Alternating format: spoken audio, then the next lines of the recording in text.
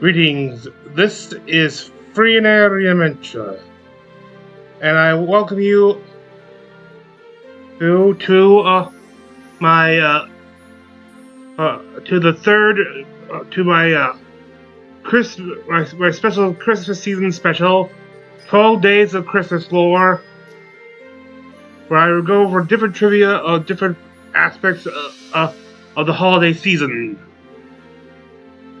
This time with hopefully remember some more of the bits. The quick disclaimer: I do not own the images shown on the background images and the music are not on. I do not own, and only did editing on the track. So, disclaimer: there'll be links in the description for my source materials. Now, on to the third day. The evolution of Santa Claus. To start with, we go to the original historical person, Saint Nicholas.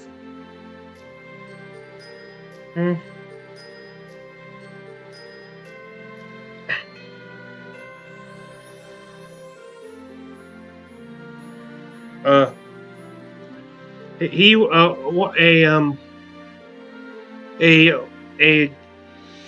of the early Christians who lived in the last few days. They lived in the last few lived through the last few years of Roman persecution of the faith. Sorry, I remember.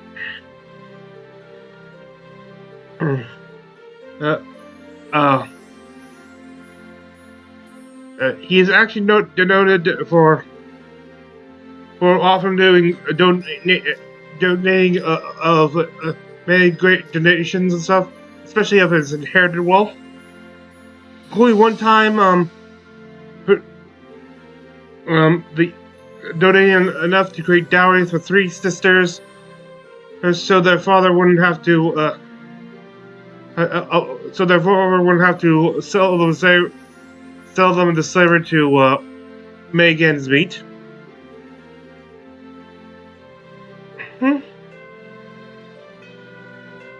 He's also credited with several miracles. Also stopping a violent storm to save doomed sailors, restoring life to a trio of boys after they had been assaulted by a mad butcher, and today has become patron saint of many things, mostly sailors, children, wolves, and pawnbrokers. As I said, you can get I get the sailors and children. I can even get the pawnbrokers. Someone's going to have to explain the wolves to me. There are many other things, but I'm kind of still curious. So.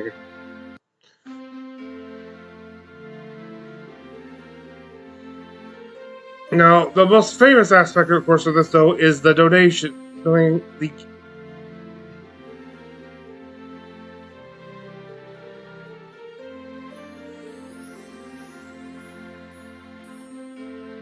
Hang on.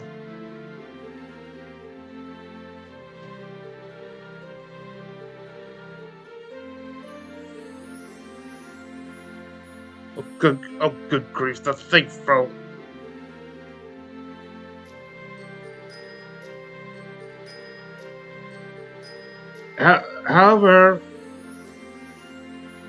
However, as he became one of the most popular saints in Europe, his legends start to incorporate legends outside of originated outside of Christianity.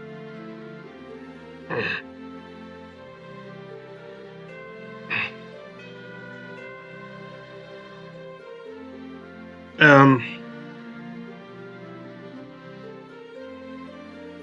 and I believe some aspects include like having flying steeds or travel through flight, as we've seen there, and his connection with the rewarding or punishment them based on their behavior can be most likely seen from the Scandinavian origins from the old pagan god Woden, and stories about him who was later became more known as the Norse god Odin. Yeah. How there uh, uh, it's still saying that this came the punishment came from this aspect, as a lot of the other like more famous punishers of the naughty came from this region too. However, one of the biggest influence to how we see them today came from the Slavic regions with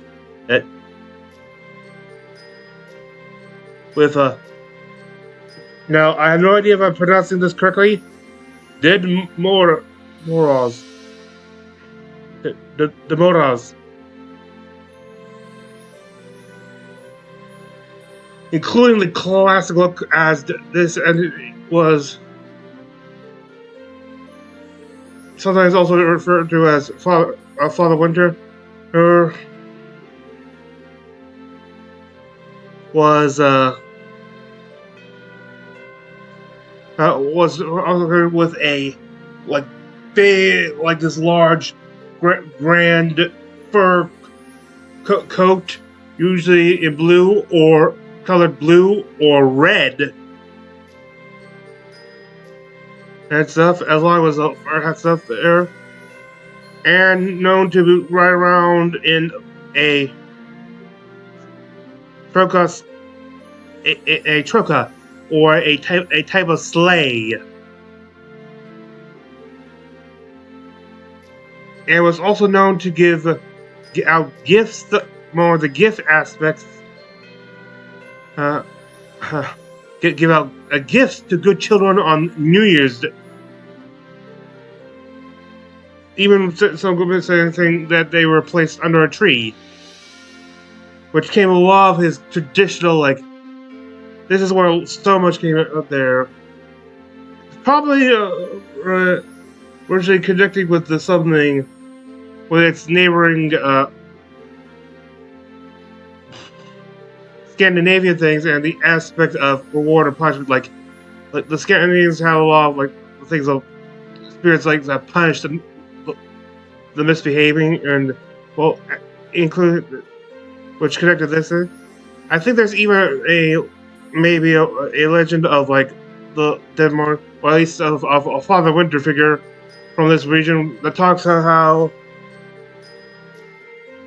a child is a little girl being left out in the sun by her stepmother so that she can care for her own daughter, Dakota, only to be found by Father Winter, who was initially hostile to her because of her good behavior and manners and stuff, especially, but rewards her with treasures and stuff, which she returns back home with. And when the stepsister hears this, who is rotten, goes in, finds him, and demands like dowries and stuff, and fine clothes and stuff for her, which does not give the best impression, as he then breathes out a cold wind to freeze her to death. That which definitely would it definitely a great connection to to the Scandinavian stories, Yuletide stories, as well as his gift giving thing, where it's to Saint Nicholas's great donational feats.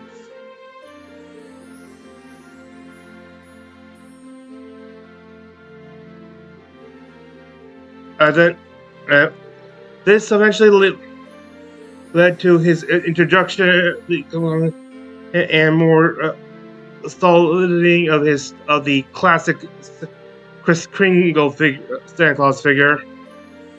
When upon his sort of arriving in America around 1773.